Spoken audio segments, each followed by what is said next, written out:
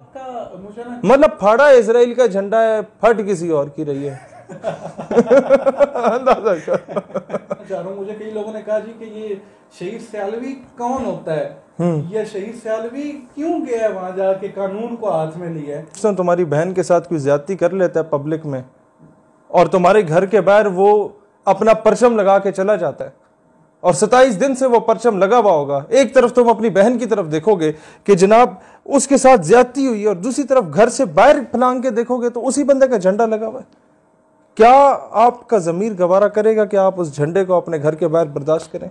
ये जो इसराइल वाला मामला पेश आया, वो झंडा आपने जाके पढ़ा, काफी वायरल भी हुआ, तो उसके ऊपर दो चीजें मुझे बताएं। पहली तो ये कि आपको कैसे इतला मिली, मतलब आपके इतने सोर्सेज या जराए बड़े हो गए हैं कि इदारों को, मीडिया को, किसी को भी नहीं पता चला और आपको डायरेक्ट कॉल आ। सोशल मीडिया पे 7-8 लाख व्यूज हुए थे एक वीडियो के जिसमें ये इंटरव्यू दे रहा था और इसी तरीके से कई चैनल्स पे चल रहा था, सोशल मीडिया के वेब चैनल्स पे, और ये अपनी आईडी पे 27 दिन से पोस्ट कर रहा था, 6 डे 27 डे, और लाइव आ रहा था।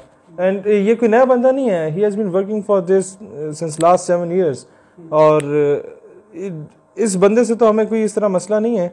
मसला ये है कि ये तो एमी लल्लू पंजू टाइप है, इसके पीछे जो वो मेन थिंक टैंक्स या मास्टरमाइंड्स बैठे हुए वो कौन है जो जिसने इसे इतना कॉन्फिडेंस दिया कि इधर आके बैठ जाओ इस्लामाबाद में। वहाँ पर जनाब हर किस्म की चीज़ होती है। इस्लामाबाद में पार्लियामेंट भी है, इस्लामाबाद में सेनेट भी है, इस्लामाबाद में नेशनल असम्बली है, इस्लामाबाद में वज़ीर आज़म है, इस्लामाबाद में सदर मुमलिकत है, लेकिन तुम्हें कोई हाथ नहीं लगाएगा। मतलब प्रेस क्लब के सामने बैठा हुआ है। औसाफ न्यूज़ ने 10 अप्रैल को इसकी खबर लगाई, हम लोग तो फिर 22 अप्रैल को गए, 12 दिन के बाद औसाफ न्यूज़ ने कहा इजरायली एजेंडा खुल के सामने आ गया, इसका ID कार्ड की तस्वीर लगाई। क्या हुकूमत के या दीगर इदारों के लोगों की जिम्मेदारी नहीं होती है कि वो न्यूज़पेपर्स को भी देखते हैं, मीडिया पे भी चेक एंड बैलेंस रखते हैं कि किस अखबार में क्या खबर आ रही है, किस चैनल पे क्या आ रहा है, किस चीज़ को आना चाहिए, किसको नहीं आना चाहिए, किस खबर के मुकाबले में आपको क्या करना चाहिए। आप उर्दू के अखबार देखें तो जंग, नवाए वक्त और एक्सप्रेस के बाद जो सबसे मकबूल तरीन अखबार है वो औसाफ है। तो कोई एमी खामखा का कोई लोकल किस्म का अखबार नहीं है, ये उस पर आया। अच्छा, दूसरी बात, no one was there to stop him.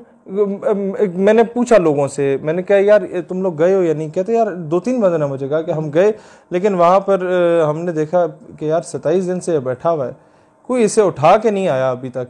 इसका मतलब है इसके पीछे कोई बहुत बड़ी ताकतें होंगी, इसलिए हम लोग वापस आ गए कि कहीं हम बाद में रोड एक्सीडेंट में ना मरवा दिए जाए, जिस तरह आप अक्सर वीडियोज़ में कहते हैं।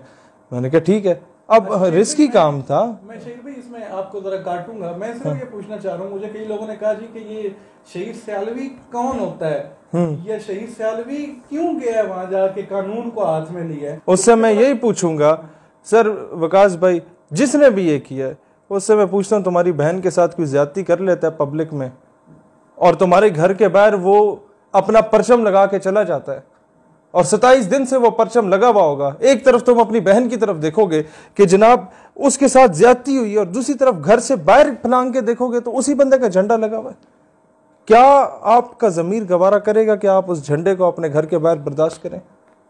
इसी तरीके से फ़लस्तीन की बहन मेरी बहन है, उसके साथ ज्यादती करने वाले का परचम इस्लामी जमहूरिया पाकिस्तान में मेरे होते हुए कम से कम नहीं लग सकता। और ऐसे लोगों को भी तकलीफ हुई या दर्द हुआ, मैं खुशी इस बात की है जिनको नहीं होना चाहिए था, जिनका ताल्लुक ही नहीं था। मेरे ख्याल आप समझ गए होंगे। यार मैं आपको बताता हूँ, ये जितनी ऐसी गंदी आंटियाँ होती हैं, मैं इनको टर्मिनोलॉजी यूज़ करता हूँ, गंदी आंटियाँ, जो गंद में रहने वाली, गंदी सोच वाली, गलाजत से भरपूर, जिनकी शक्ल पे कोई थूकता भी नहीं है, ऐसी आंटियां और उनकी नाजायज़ औलादें जिन्होंने आज तक पाकिस्तान को एक इस्लामिक रिपब्लिक एक्सेप्ट ही नहीं किया, तो ऐसी आंटियों को तकलीफ होती है। आप खुल के बताएं, ऐसी आंटियों की नाजायज़ औलादों को तकलीफ होती है। और ऐसी औलाद जिसको नहीं पता होता, जिस तरह अमेरिका में नहीं पता होता ना कि मोहल्ले में ये 600 बंदों में से हैरी है, टॉम है, वो जैक है, इनमें से वालिद साहब कौन है, इनमें से अक्सर को इस तरह नहीं पता था और आके हमें सिखा रहे होते हैं who the hell you are कि तुम जाके इजरायली झंडा फाड़ते। अच्छा, एक और चीज,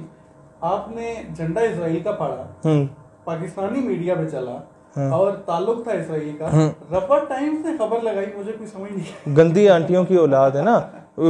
मिर्जा कादियानी किसकी औलाद था? मिर्जा कादियानी एक साइकोलॉजिकली अनफिट आदमी, उसकी किताब रूहानी खजाइन को उठा के देखें, वो अपनी बेगम की शलवार को अपने सर पे बतौर पगड़ी पहनता था। मिर्ज़ा गुलाम अहमद कादियानी मलका बरतानिया को लव लेटर्स लिखा करता था। मिर्ज़ा गुलाम अहमद कादियानी का बाप और दादा दोनों जो हैं, उनको उनकी वफात पे सल्तनत बरतानिया ख़त लिखती थी कि आप लोग हमारे बड़े लॉयल थे, हम आपके बच्चों के साथ भी इतने ही मेहरबानियाँ करते रहेंगे, शफकत बरतते रहेंगे। तो उनके जो चेले चापलूस और चमचे खर्चे टाइप होते हैं, वो उनका काम सिर्फ ये होता है कि वो शिकायतें लगाते हैं। जिस तरीके से वो सलमान तासीर का जो गंदी औलाद उसकी दफा हुई थी उधर, हाँ, उससे लेके डोनाल्ड ट्रंप के पास ये दफा हो गए थे। मुल्क से इन लोगों ने बेवफाई और गद्दारी की थी। मैं समझता हूँ पाकिस्तान का गलत इमेज दिया था इन लोगों ने, वहां जाके पाकिस्तान के खिलाफ शिकायतें लगा रहे थे। तो इनका काम टोटल शिकायतें। तो ये जो हर क्लास में इस तरह के बच्चे नहीं होते, टीचर के सामने नंबर बनाने के लिए शिकायत लगा देंगे, टीचर ये देखो ना, नकल कर रहा है, टीचर ये देखो ना, ये मुझे शक्लें बना के दिखा रहे। इस तरह के थर्ड क्लास किस्म के बच्चे वो फिर समझ जाते हैं 4-5 साल के बाद, जब उसे 2-4 लेटर मारे ना, हम तो बैक बेंचर्स होते थे, तो इसी तरीके से वो भी समझ जाते थे। अभी बड़े समझदार हो गए, उनमें से कोई अफसर बन गए, कोई क्या बन गया। लेकिन ये इनकी फहरिस्त में शामिल है कादियानियों की कि ये कभी बंदे के पुत्र नहीं बनेंगे अनटिल अनलेस ये मिर्जे पे लानत भेज के मुसलमान ना हो। ये इनकी फहरिस्त में शामिल है।